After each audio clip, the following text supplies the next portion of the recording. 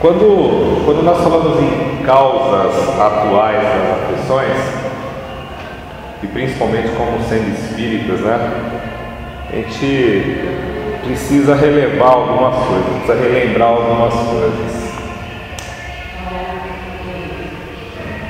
Eu creio que o meio espírita muitas vezes ele se reporta muito ao assédio espiritual ou coisas relativas ao passado, às outras encarnações.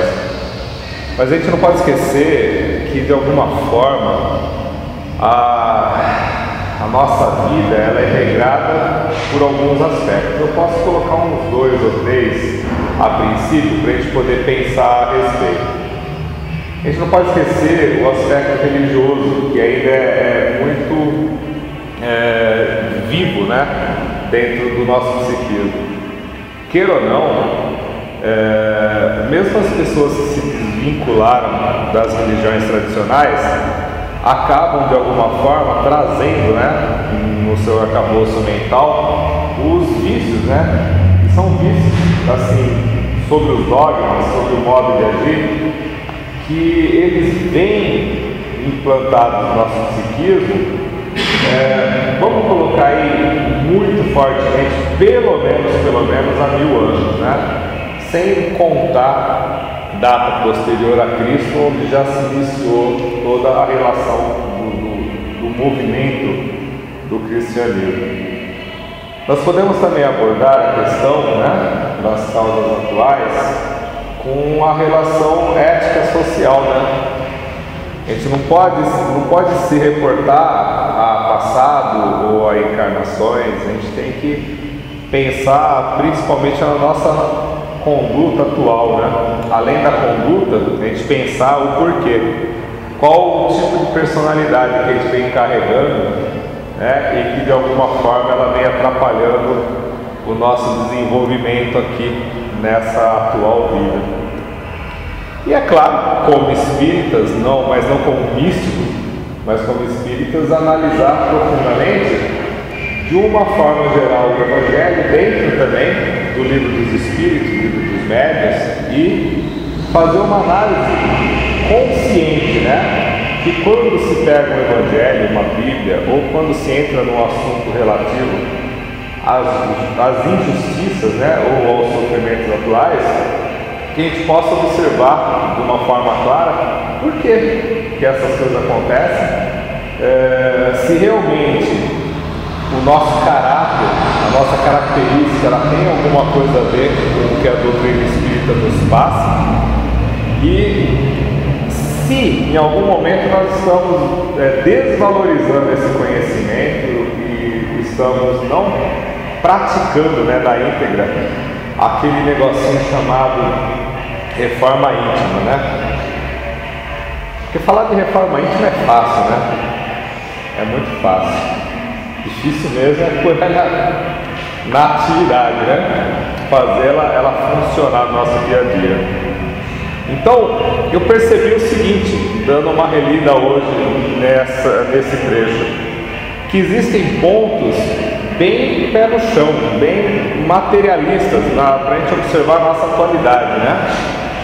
Dentro do Evangelho. E eu fiz um carnaval hoje no Evangelho. Fui marcando aqui com 2 coisas, tudo que eu achei interessante, e que apesar de já ter lido algumas vezes isso, eu acho que dessa vez eu modifiquei totalmente o meu conceito. E se vocês não se importarem, eu vou ler trecho a trecho, né? Eu perdi esse hábito de exposição, tá?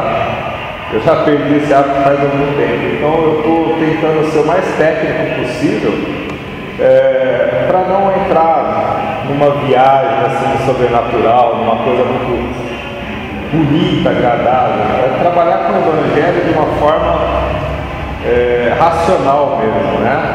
O que é bonito e agradável, a gente tem que trabalhar lá fora, né? Quando sair do portão para fora e achou tudo bonito aqui, né? Com o coração leve, né? Tá flutuando ali, tanta palavra bonita que os expositores falam às vezes, e sair para fora e esquecer tudo, as aflições vão continuar as mesmas. Então, o início ele é bem clássico para a gente, né? Ele fala que são duas, né, as espécies causadoras dos nossos sofrimentos, né? Uma é óbvio que está no passado. Se um espírita negar isso, vai estar negando todo o contexto doutrinário. E outra é óbvio que está na nossa vida atual. Não tem como fugir disso. Mas às vezes, quando a gente vai tratar da nossa vida atual, a gente se apega muito na questão do momento, né? Do sofrimento. E às vezes um cortezinho no dedo, né, se transforma num motivo de sofrimento para o resto da vida. Mas normalmente a gente não para pensar como isso começou, né? E num caráter assim mais espírita, né, dentro de um contexto de análise pessoal, a gente esquece que muitas vezes a pessoa, vou dar um exemplo que me veio agora, às vezes a pessoa se separou, né, do marido, da esposa. Pô, mas o nosso casamento era tão firme, né, era tão forte, tão sólido. E é mentira, porque se fosse sólido não aconteceria a separação de uma vez, né? Às vezes a gente vê o nosso filho do nada, né, dependente de drogas, né? Ou envolvido com assaltos, com coisas, né, que a sociedade considera ilegal. Fala, poxa, mas, né, o meu menino sempre foi um garoto tão bom, né? Bom dentro de casa, né? Respeitador, bonzinho, né? Solícito, mas e lá fora, né? Como realmente é? Às vezes nós não paramos de emprego, né? E a cada perda de emprego é um sofrimento, né? Um sofrimento moral. Por que, meu Deus, isso acontece isso comigo, né? O que acontece? O que eu fiz, né, para a vida? O que eu fiz na outra vida? O que eu fiz para Deus? E não é assim que funciona a coisa. Não. Né? A gente vai analisar como é a nossa personalidade. Por que de repente a gente não está parando dentro do emprego? O que a gente precisa aprender naquele momento, né, a exercer em nós para saber receber ordens, para saber cumprir horários, para ter um bom relacionamento com os colegas de trabalho. Nós vemos nosso filho numa cilada, né? Pô, mas do nada assim ele foi envolvido por marginais? Não foi do nada. Nós tivemos tempo, no mínimo, aí 13 anos, vai. Tá mais cedo o negócio, né? Vamos por 11. A gente teve no mínimo 11 anos aí, que a meninada hoje ela está sendo envolvida numa teia tão larga, né? Tão espessa, que eles já começam a entrar na droga, ser envolvidos. Como a gente teve tempo, a gente criou, a gente pegou essa criança no colo. Será que ninguém de nós percebeu a personalidade, como que era desse garoto, dessa menina? Será possível, né, que a gente ficou tão preocupado conosco, tão preocupado com a desculpa de fazer a manutenção da vida, de dar um bem-estar, que no final das contas nós deixamos passar o que era muito visível, a personalidade dos nossos filhos. Então fica bem claro que nada acontece de uma hora para outra, tudo é justificado. Há de se pensar também que às vezes a gente não quer observar isso. Então é mais fácil ficar no sofrimento, ficar buscando as causas, né, do acontecimento imediato, quando essas causas elas foram mal trabalhadas num período aí de 10 a 20 anos. Como reconstituir isso? Em uma semana, depois que descobriu o problema? Não, né? É um caminho longo de regeneração de personalidade e autoaprendizado também. Porque nós vamos, de uma forma ou outra, aprender a lidar com os nossos conflitos, os nossos preconceitos e com as dificuldades alheias. Porque diante da justiça, por exemplo, o menor, ele não tem ainda a consciência completa do que faz. Vai ser atribuído a culpa basicamente aos pais, né? Pela falta de orientação, pela falta de aproximação, né? Por mais que a gente negue isso, pode ocorrer sim. Então, nós temos aqui, ó, remontando a fonte dos males terrenos, reconhece-se que muitos são a consequência natural do caráter e da conduta daqueles que sofrem. Não tem o que se analisar nessa frase do Evangelho. Todas as passagens da nossa vida mal analisadas, todo o envolvimento que nós temos com os nossos parentes, com os nossos filhos, que são os parentes mais diretos, elas poderiam ser analisadas antes. E quando não são tomadas medidas, para que haja uma correção desse caráter, aí vai entrar a questão da responsabilidade dos pais, quando assumem a necessidade de montar novamente uma família e reconstituir caráter, personalidades que muitas vezes nós ajudamos a desviar em outras existências. Isso é o que mais dói, assumir que muito da personalidade dos filhos não está em contradição com a nossa própria personalidade, e que muito daquilo que nos incomoda profundamente na sociedade é algo que a gente combate de uma maneira muito forte ainda no nosso ser. Aqui, dando sequência, nós temos quantos homens caem por sua própria culpa, quantos são vítimas de sua imprevidência, de seu orgulho e de sua ambição. Quantas pessoas arruinadas por falta de ordem, de perseverança, por mau comportamento ou por não ter limitado os seus desejos. Então fica muito forte a expressão do caráter do ser humano, como o principal causador das próprias dores. Então toda vez, a partir de agora, eu imagino, que a gente seja defrontado com uma situação que nos cause mal, que nos cause sofrimento, eu acho que primeiro nós vamos ter que analisar isso. Como ela começou a ser gerada, onde ela se iniciou. Em terapias de psicanálise ou terapias alternativas diretas, a gente costuma trazer para a pessoa uma responsabilidade muito grande, de autoanálise. Por exemplo, quais as coisas que se repetem na nossa vida e que nos incomodam profundamente? Quais as coisas que se repetem, a gente vê que nos prejudica, que está nos fazendo mal materialmente ou emocionalmente, e a gente continua fazendo a mesma coisa? E o que é pior, quando a gente vai falar para os outros, a gente fala assim: olha, meu amigo, para você ter resultado diferente, você tem que ter atitude diferente. Mas a gente mesmo às vezes continua caindo no mesmo erro, Então, é obrigação nossa analisar os dois pontos, Qual a nossa personalidade, qual a nossa característica e se realmente há um fator exterior. Normalmente nós não vamos encontrar um fator exterior nos atrapalhando, somos nós mesmos, Quantas uniões infelizes porque resultaram dos cálculos do interesse e da vaidade. Lembra que eu falei no início do casamento?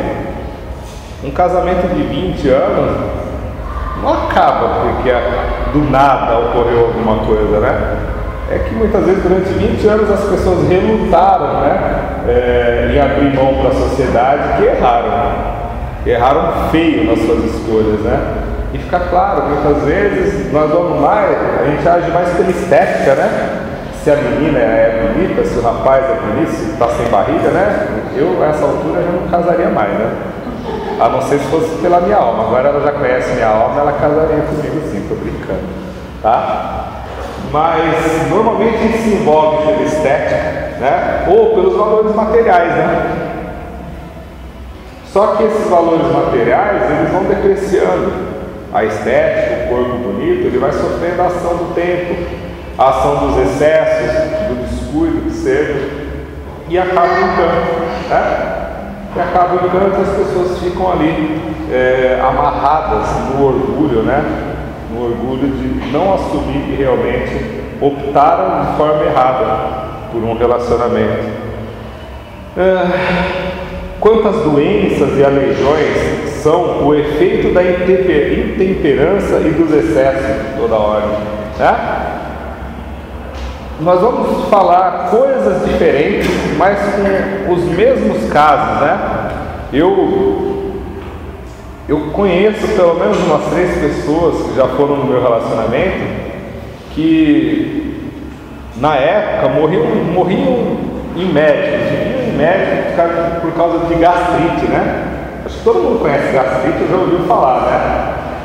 Ia no médico, remédio daqui, passava dor, começava remédio de novo, passava dor, mas a pilha, a tensão, a raiva que se explodia dentro de si, né? Principalmente por causa do trabalho, se transformou em úlcera, né? E cientificamente, né, pelo menos os médicos nos falam que a úlcera ela acaba estourando justamente por causa do nosso lado emocional. Poxa vida, o que a gente precisa saber mais? Aí depois que tem a úlcera, passa por uma cirurgia desgramada de ruim, né? A pessoa emagrece, definha. Eu vou ter que mudar, né? Eu vou ter que parar de beber. Vou ter que parar de beber porque a bebida me fez aumentar a úlcera. E ele continua com a mesma atitude, continua com a mesma característica, o mesmo mau humor de sempre, a mesma raiva. Lá vem a úlcera de novo e muitas vezes ela vem nem com condições de cura mais. Quem é o culpado? Né? Deus, né? Deus é culpado sempre, né? Mas enfim, vamos seguir. Nós falamos dos filhos, né? Quantos pais infelizes com os filhos por não terem combatido as suas más tendências. Eu particularmente, quando eu olhava meus filhos, né, antes de ser espírita, eu não acreditava que eles tinham más tendências, não. Tão pequenos, né? Tão pequenininhos, frágeis, apesar de chorões às vezes, né? Mas eu não acreditava que tinham más tendências, não, né? Mas depois, você estudando, refletindo, mas minha filha fazia tal coisa, eu nunca dei atenção. Meu filho, ele brigou com a mãe, né? Bateu o pé. Ó, que bonitinho que é bater o pé, né? Se jogar no mercado, então, eles falam, né? Bacana, né? E às vezes as pessoas acham bonito isso, né? O modismo, em que a nossa sociedade está envolvida, com as músicas hoje, que não tem característica nenhuma moral. Outro dia estava discutindo em sala de aula. Você sabe o que a gente precisava para que houvessem boas músicas de novo? Ditadura. A gente precisava da ditadura, porque aí os compositores iam se preocupar em fazer música de qualidade. Como não tem mais repressão, como não tem mais nada para coibir isso, eles se preocupam em ganhar dinheiro, né? Porque falar sobre música que contém a letra, que contém um conteúdo moral, não dá dinheiro. Todo mundo vai morrer de fome. Naquela época da ditadura, não. As músicas saíam com conteúdo, todo mundo estava interessado e era vendado também, né? Então é tudo questão de contexto nesse momento. Mas às vezes, eu não sei se eu posso falar aqui, mas fazer apologia contra. Hoje em dia a gente reclama do excesso do vocabulário moral das músicas, mas quando surgiu lá nos anos 90, se eu não me engano, aquele grupinho chamado El Chan, muita gente achava lindo, né? As filhinhas, a meninada dançando na boquinha da garrafa, né? Que legal, né? Aquilo não era nada, aquilo era só o pavio, né? Da bomba que vinha pela frente.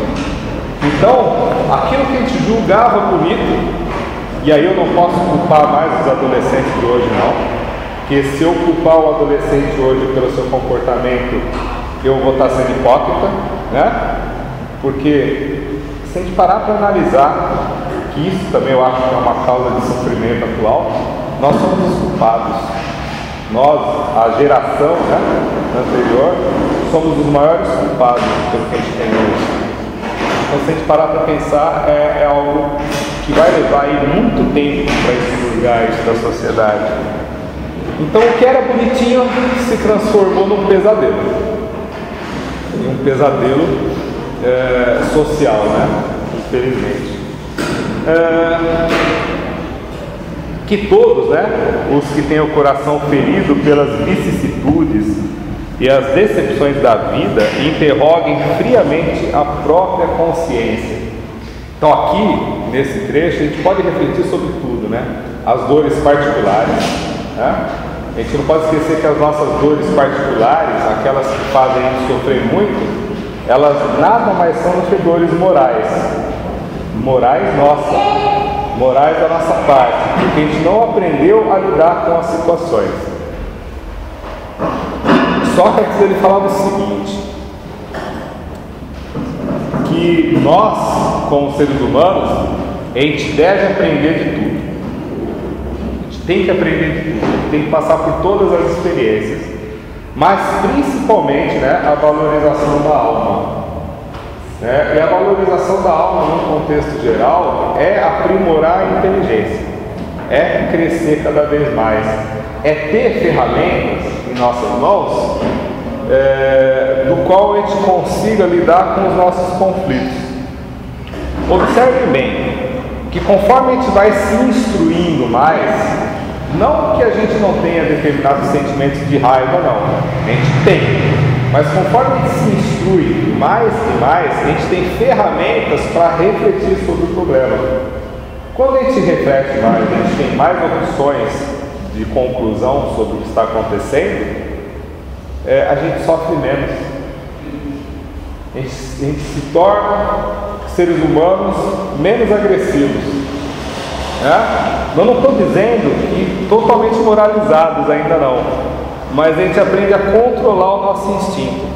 A partir do momento que a gente consegue controlar o nosso instinto, que é uma atitude primária, né, nós estamos num caminho muito reto, muito fácil de chegar realmente à estabilidade emocional.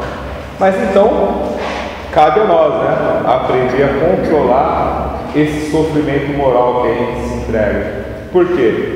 Porque a gente não consegue observar o nosso sofrimento de vários ângulos.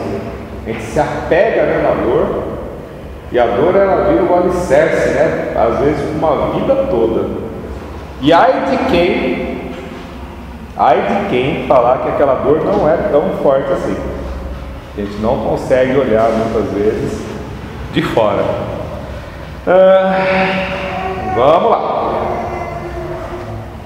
Que cada um de nós, né, remontemos passo a passo a fonte dos males que os afligem e verão se na maioria das vezes não podem dizer: se eu tivesse ou não tivesse feito tal coisa, eu não estaria nessa situação, né? O importante aqui não é apenas reconhecer, não, né? É reconhecer e mudar o direcionamento das nossas atitudes e do nosso pensamento. Então temos na sequência: a quem, portanto, devem todas essas aflições, senão a si mesmo? O homem é, assim, num grande número de casos, o autor de seus próprios infortúnios, mas em vez de reconhecê-lo, acha mais simples e menos humilhante para sua vaidade acusar a sorte, a providência, a falta de oportunidade, sua má estrela, enquanto na verdade sua má estrela é a sua própria incúria, né? A sua própria falta de vontade, a falta de busca pessoal para que as coisas não fiquem paradas no tempo. Os males dessa espécie constituem seguramente um número considerável de vicissitudes da vida. O homem as evitará quando trabalhar para o seu adiantamento moral e intelectual. Então nós estamos fadados, né? Se a gente puder chamar isso de algum nome diferente, eu posso dizer que o ser humano ele está num determinismo, ele tem que evoluir. Não tem como. A sociedade hoje, se a gente esquecer o lado espírita da reencarnação e olhar nossa sociedade hoje, né, as profissões atuais, elas não são mecânicas como antigamente. Profissões é igual um torneiro mecânico, eu sou saudosista, tá? Pegava um torneiro mecânico, ele aprendia a manusear o torno E ele se aposentava, ele passava 25, 30 anos fazendo aquilo. E não tinha mudança na tecnologia. Tinha um torno mais novo, mais rápido, maior, um diâmetro maior, comprimento maior, mas não tinha um avanço expressivo. Né? Já da minha geração em diante, as coisas começaram a acelerar. Então, quem não se aprimora, intelectual principalmente, vai ficando para trás. E eu lembro que na minha época de trabalho em caldeiraria, os projetistas eles trabalhavam com prancheta, né? Os mais antigos.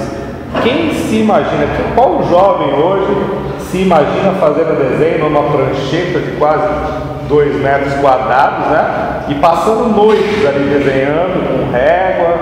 Quem?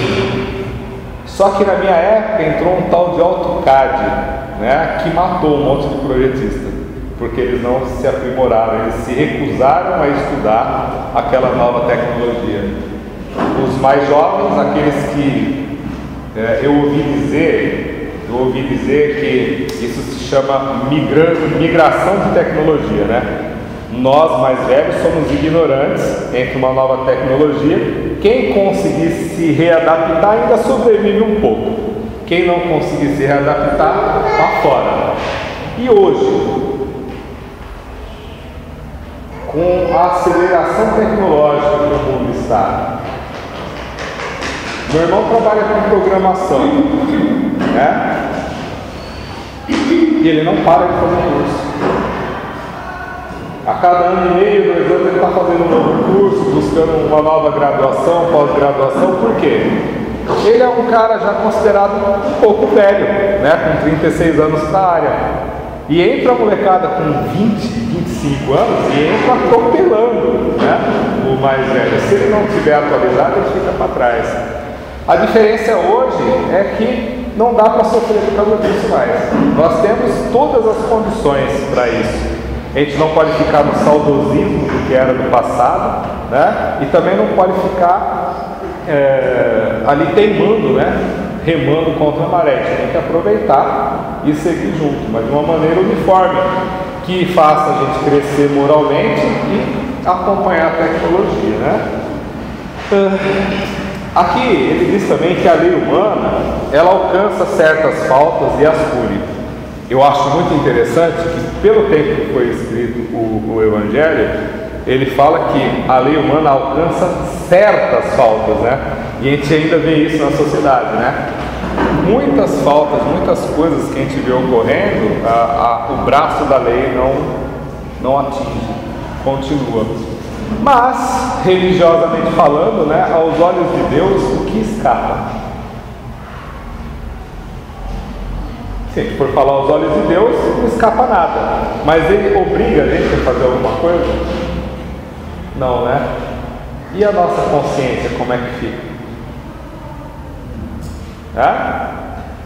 Coincidentemente, um pouquinho antes de sair de casa, eu fui assistir um vídeo no YouTube, uma palestra do médico da AMB. Ele estava, rapidamente eu peguei exatamente esse trecho.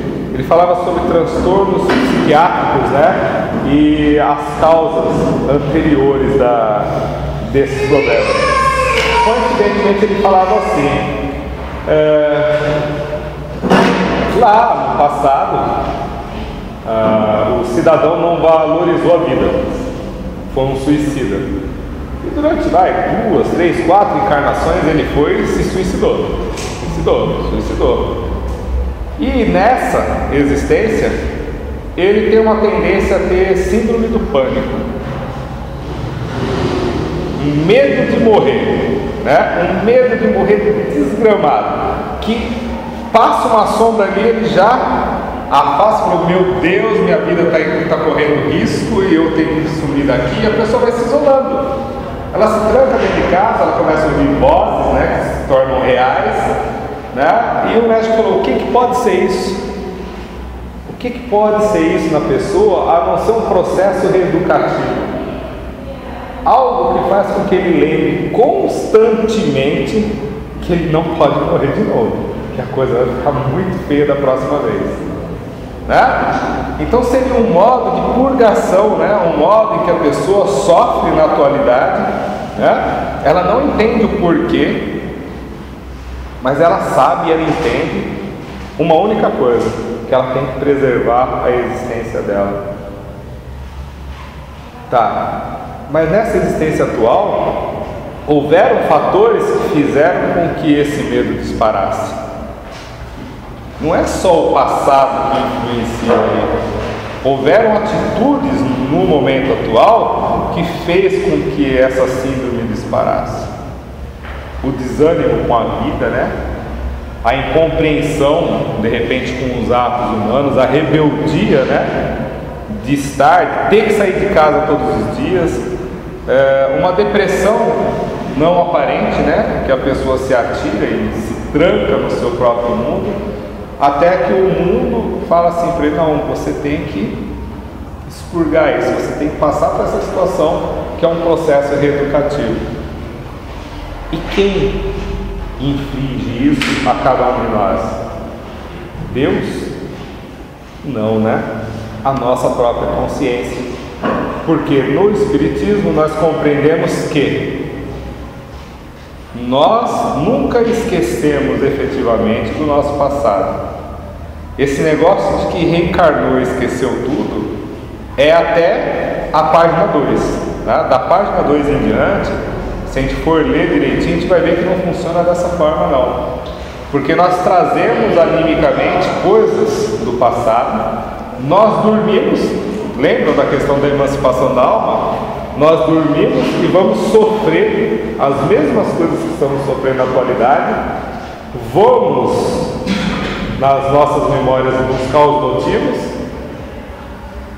não acreditamos nelas e voltamos e continuamos sofrendo. Então essa purgação, né, essa reeducação, ela é um processo muito íntimo de cada um. Alguns não precisam sonhar com o seu passado, alguns não precisam fazer regressão de memória, alguns na realidade nem sofrem.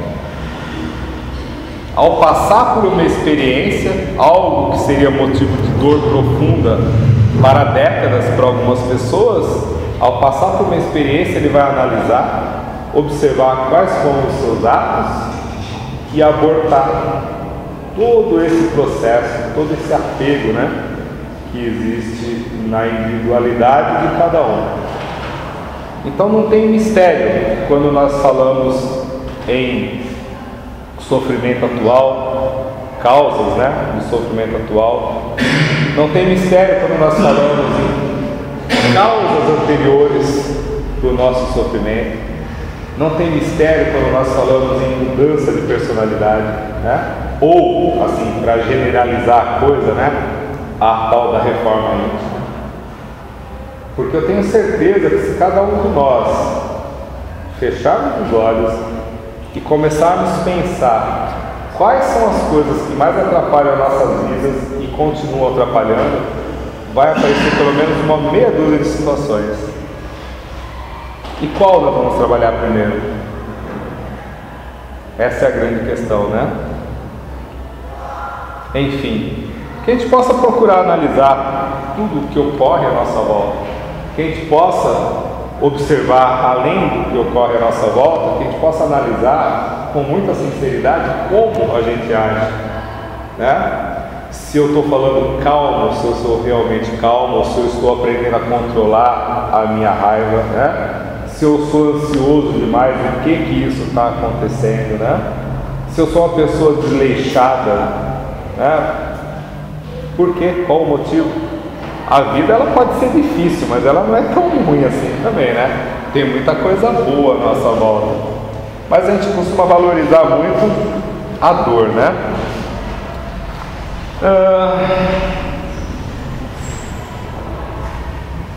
Eu falei da questão de Deus, né?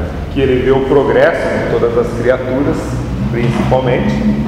Então ele deixa a nossa consciência que os sofrimentos consequentes no nosso dia a dia, eles estão evidenciados pelas nossas atitudes.